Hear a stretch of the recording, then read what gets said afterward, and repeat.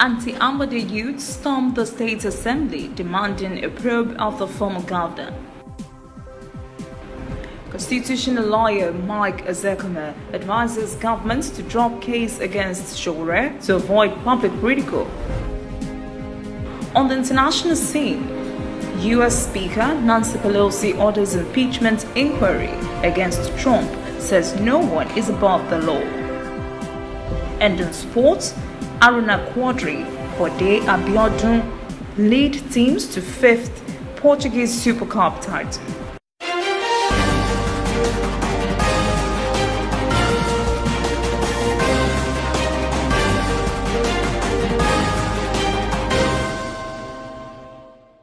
This is ANN News.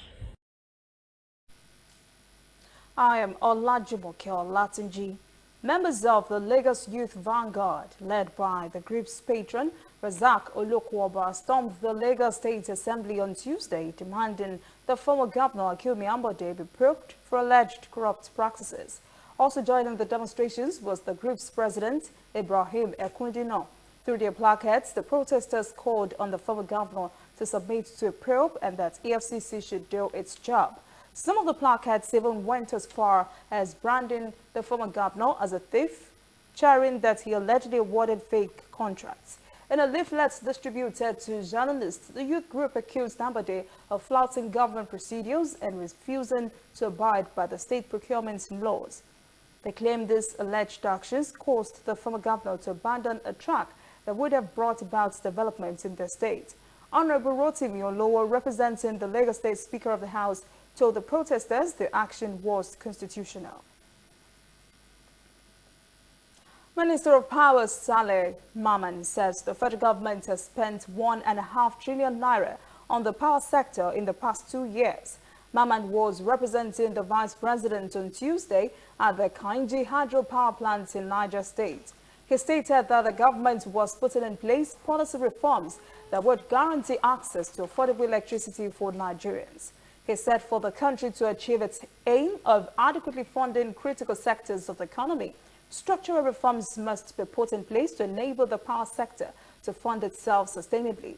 He said policy reforms must address the need for underprivileged Nigerians to gain access to affordable electricity so Nigeria would be able to improve its World Bank doing business rankings. The federal government says it is looking to increase electricity generation to 12,000 megawatts in the shortest time possible. Inadequate power is a major stumbling block in the government's attempts to win foreign investors. Although 12,000 megawatts is far less than what the country needs, the government says it will be the first phase of continued investments toward the improvement of electricity services. Reporter Kelechi Emekalam has the story. Mike Chinonso is set to begin his welding task for the day. But first, he needs to turn on his diesel-powered generator.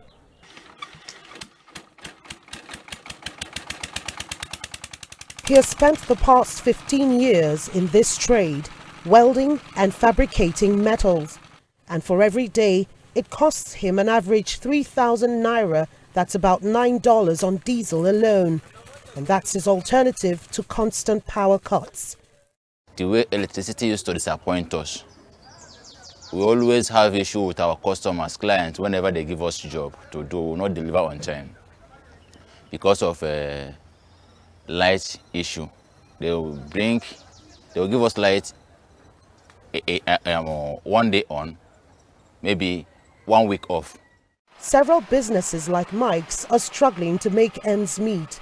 Nigeria's electricity industry is structured like a tripod, with the generation which produces the power, the transmission which transports the power to the distribution stations, and they in turn send it to the end users. Nigeria has an installed generation capacity of about 12,500 megawatts, but actually generates an average 10,000 megawatts. But nearly half of that is wasted, and that's because distribution companies reject them. And what eventually gets to the end users is grossly inadequate for a country like Nigeria with a population of nearly 200 million people. Over 80% of the investment in the power sector had been on power generation. to improve power generation capacity. So without giving adequate thought to the fact that if you generated power, that power needed to be evacuated, then it needed to be transmitted to the end users. Distribution companies have tended not to have the capacity or the wherewithal to mobilize the investment that is necessary to fund expansion of infrastructure in distribution and the rest of that. Funding the power sector is capital intensive. Industry observers estimate that the country would require up to $100 billion over the next 20 years to get all-day power supply.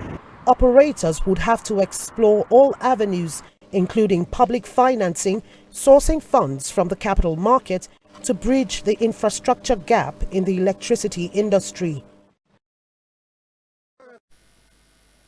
Constitutional lawyer Mike Ozekome has hailed the court ruling that granted bail to Revolution Now protest convener Omoyele Sowore.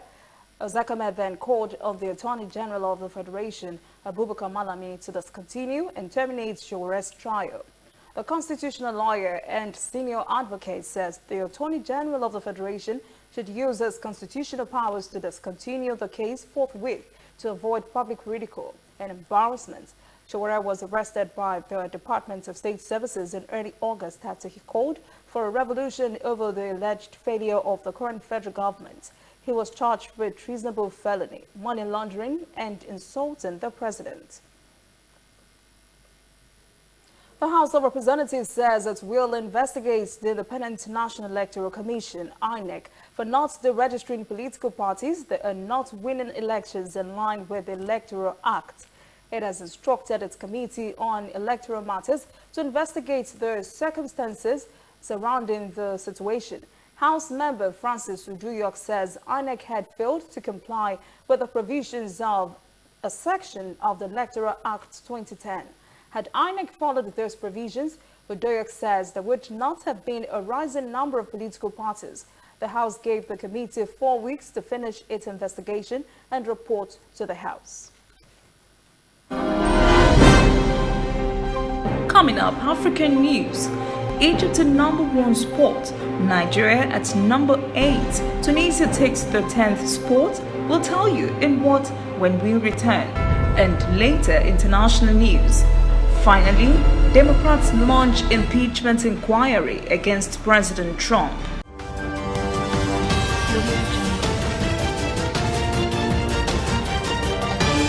You are watching ANN.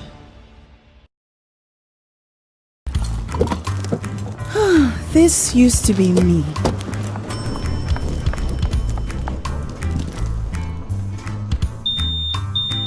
But that was before I got the perfect bag. It's handy and easy to use. All I need in one compact space, just like my MTN Extra Value plan.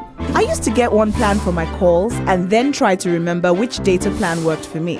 Roaming was a totally different ballgame. Not anymore. I've got the MTN Extra Value all-in-one plan. If you're a data buff like me, you get extra data with some talk time. And if you like to make calls, you get extra talk time with some data. And when I'm abroad, I automatically browse, chat, and call right on the same plan. MTN Extra Value was made just for me. More of data or calls, whichever one you prefer. MTN Extra Value is made just for you.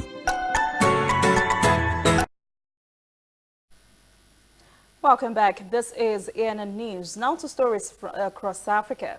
Egyptian President Abdel Fattah al-Sisi has said at the United Nations General Assembly on Tuesday that a concerted effort is needed to stop Malaysia's taking control of Libya and to prevent external actors from intervening there.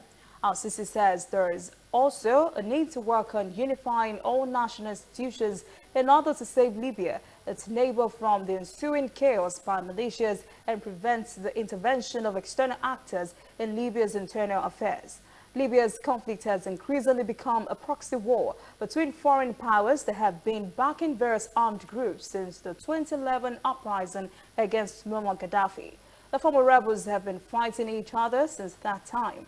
The offensive campaign against Commander Khalifa Haftar's Libyan National Army and the internationally recognized government has displaced more than 120,000 people in Tripoli alone, killed hundreds of civilians, and risked disrupting oil supplies from the country.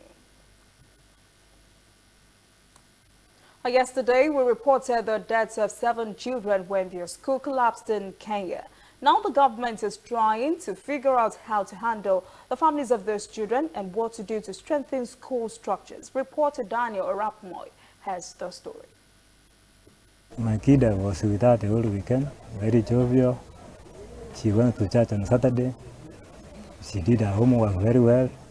So, I was on duty on a Sunday. So, the moment I came in the evening, I talked to them.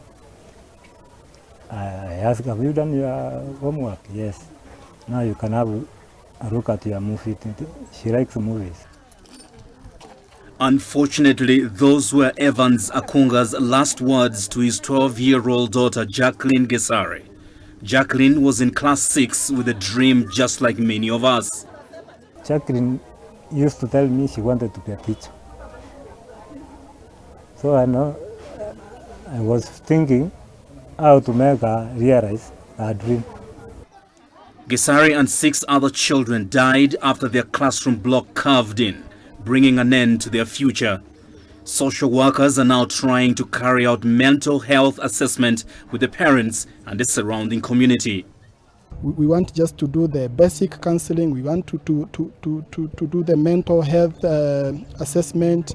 Who was affected, at what level, what can we do as the counselors on the ground.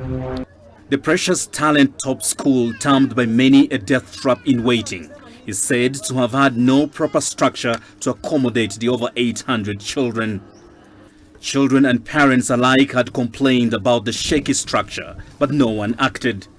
The 7 children who died here and 64 others that were injured came here not knowing that this very structure would end their lives. A tragic event that has left many wondering what could have gone wrong. The school has been closed for now as investigations continue. The latest edition of Rand Merchants Bank's Where to Invest in Africa report assesses each African country's investment potential by overlaying macroeconomic fundamentals with the practicalities of doing business on the continent. In its latest report, most of the countries that normally share the top 10 spots remain on the list, with the exception of Tunisia, that has returned to the field at number 10, while Ivory Coast and Ghana edge ever closer to the top 5. North Africa remains dominant, with Morocco displacing South Africa in the rankings, rising to 2nd place. Nigeria is at number 8. Egypt remains at number 1. Adnan Chawocha reports on Tunisia's rise to the number 10 spot. Tunisia has returned to Africa's top 10 most attractive countries for investors, ranking 10th in the 9th edition of RMB Investment Attractiveness Ranking, Where to Invest in Africa 2020 report that has been released by the South African Rand Merchant Bank, RMB. This positive ranking is the result of the government strategies in recent years to reinforce Tunisia's attractiveness and competitiveness as an investment destination. Tunisia ranks among the top 5 in Africa in the World Bank's Doing Business report on reforms to improve the climate of investment. Ziad Laveri added that Tunisia's new investment law allows freedom of investment and grants open access to the Tunisian market. Tunisia has released the Horizontal Investment Law, which cancelled 20% of administrative authorizations for investors to realize their projects. Tunisia's attractiveness capacity increased by 28% this year. The Finance Commission at Parliament gave priority to industrial projects in inner regions with high employability and technical expertise. These investments have a high added value like planes and automotive components and renewable energy. These projects have generated thousands of jobs, especially for highly skilled and qualified workforce. With the revision of economic activities requiring prior authorization, foreigners can freely invest in all sectors covered by the law, and can own up to 100% of the project's capital without authorization. Total freedom of foreign participation in the capital for offshore companies, freedom of access to land ownership for the realization of investment, and freedom to transfer funds abroad are some of the incentives put in place by the Tunisian government and parliament to improve the climate of investment. The Kenya Revenue Authority says African Union's reassurance firm in Nairobi owes more than $125 million in tax bills, so it has frozen the firm's bank account. This sets up a confrontation between Kenya and the African Union. African Reinsurance Corporation has protested the move. It says it is a violation of immunity granted to it in 1987 by founding members. The Kenyan Revenue Authority has already instructed the firm's bankers and other institutions holding the Continental firm's funds to freeze the account and hand over the monies to the authorities. The firm is majority owned by AU's member states. Its other shareholders include the African Development Bank, 4 non-African investors, and more than 100 large insurance companies from across the continent. The freeze has threatened to cause a diplomatic tiff between Kenya and other member states.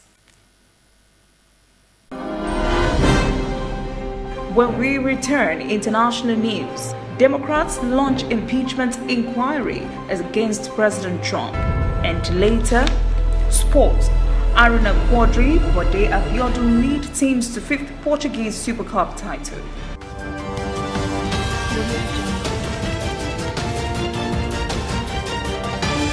You are watching ANN.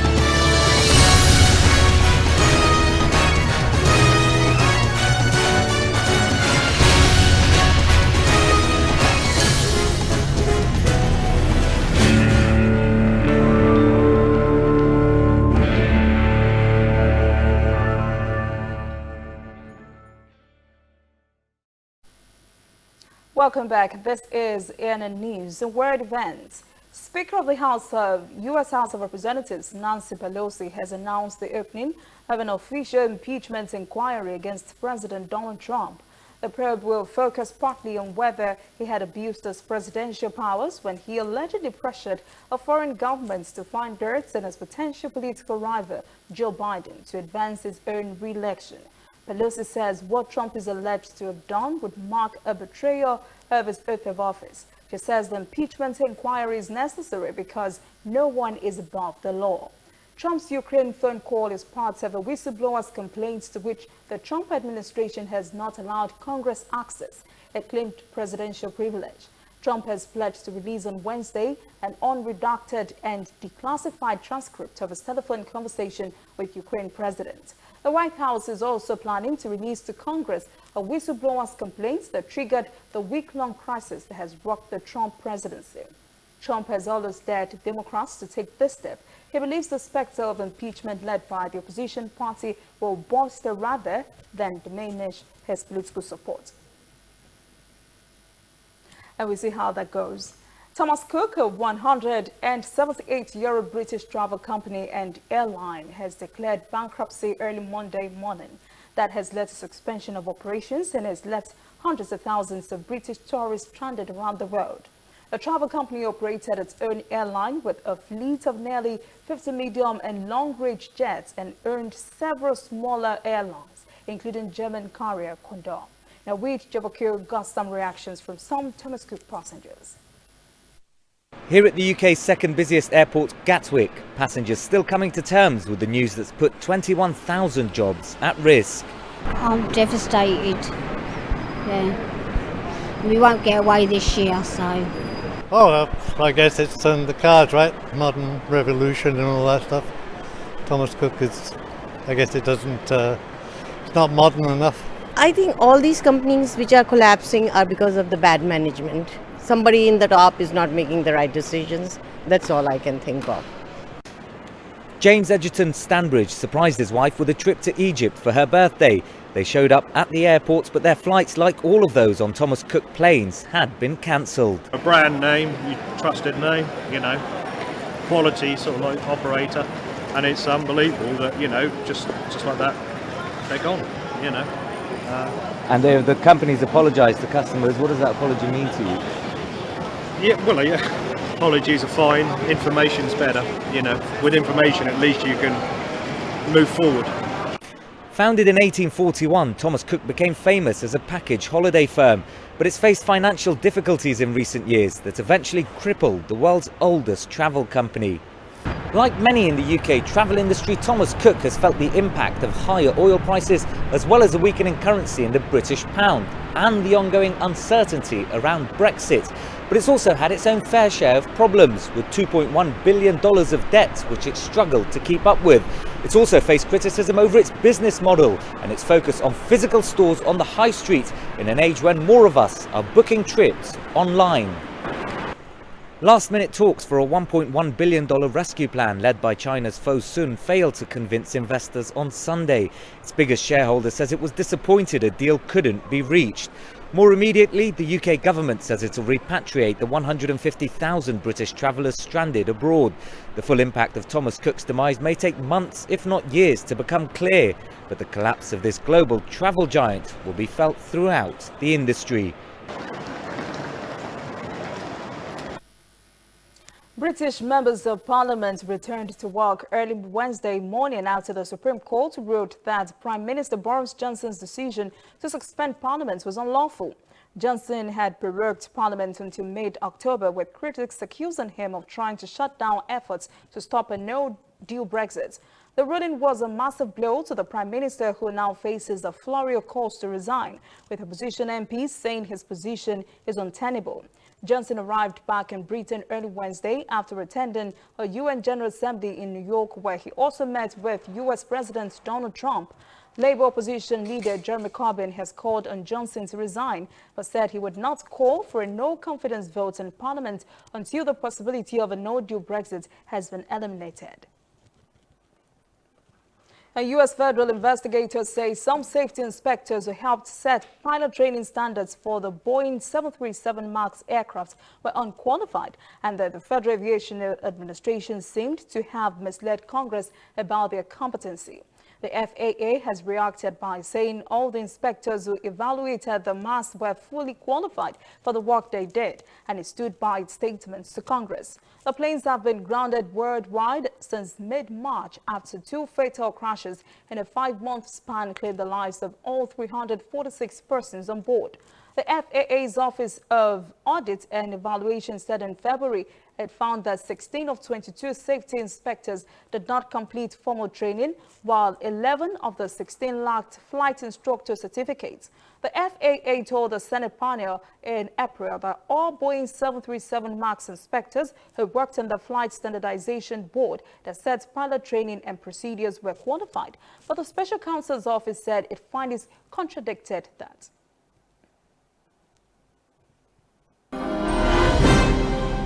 Up next, sports. Arena Quadri, Bode Abiodun lead teams to 5th Portuguese Super Cup title. Please stay with us.